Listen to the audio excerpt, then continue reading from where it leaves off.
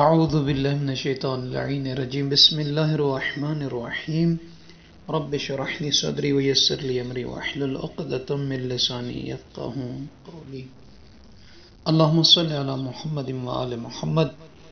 سامعین عزیز، سید مرتضی الرضوی المعروف المشہور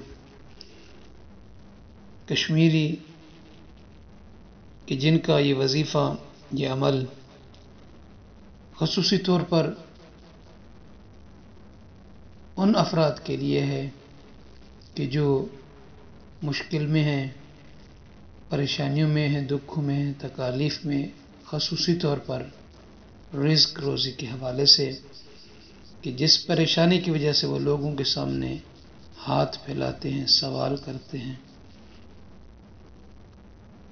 اگر کوئی شخص اس عمل کو صدق کے دل کے ساتھ، خشوع و خضوع کے ساتھ، یعنی اس عمل کو کرتے ہوئے اس کی آنکھوں سے آنسو نکلے، روئے، تڑپے اور گڑ گڑائے، رب العالمین سے اس حالت میں مانگے، تو یقیناً وہ خداوند عالم پھر کسی کے سامنے اس کو گڑ گڑانے، رونے، مانگنے، سوال کرنے کی ضرورت نہیں ہوگی۔ اور یہ چھپے ہوئے خزانوں میں سے ایک خزانہ ہے یہ عمل، کہ اگر کوئی اس کو کرتا ہے، اور کتنی مرتبہ کرنا ہے؟ ہر دن، کل یوم 7 مرات، 7 مرتبہ، 7 ٹائم اس کو پڑھنا ہے ہر دن۔